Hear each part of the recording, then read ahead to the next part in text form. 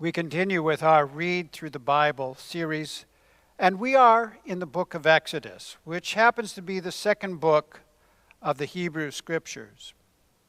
Last week, we heard how Joseph, favored son of Jacob, despised by his brothers, was taken captive and sold as a slave to an Egyptian military man.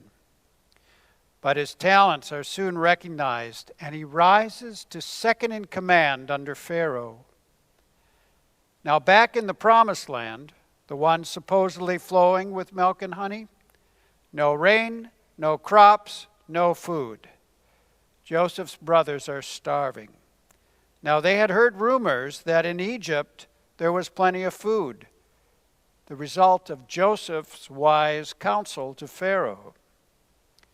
So his brothers went, faced Joseph with fear, knowing how they had mistreated him. They asked for food, and to their surprise, Joseph welcomed them. And as a result, the Hebrew people stayed in Egypt, and they flourished and multiplied.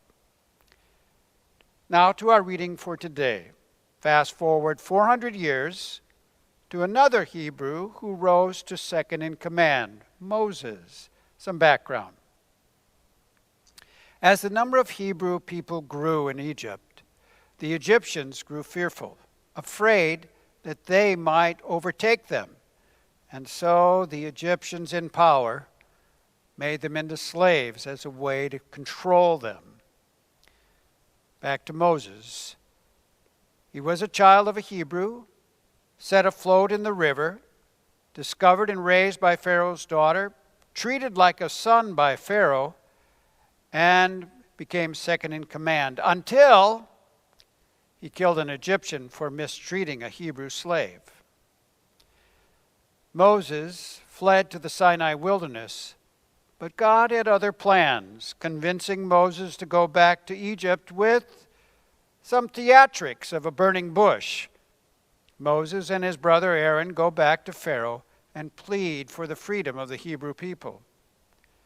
Pharaoh was not easily convinced. It took a pandemic to make some changes. I think we know something about pandemics and changes, don't we? In our reading, we hear about the Passover and the pandemic of death. The Hebrews were instructed to use a vaccine of sorts, lamb's blood on the doorposts. Be ready to leave at a moment's notice, and eat well. You're going to need it. Plenty of protein, carbs, and vegetables. The pandemic convinced Pharaoh to let the Hebrews go.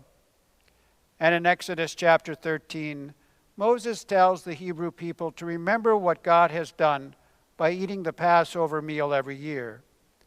A meal to help remember that God has brought order to chaos, brought new life out of the death of slavery.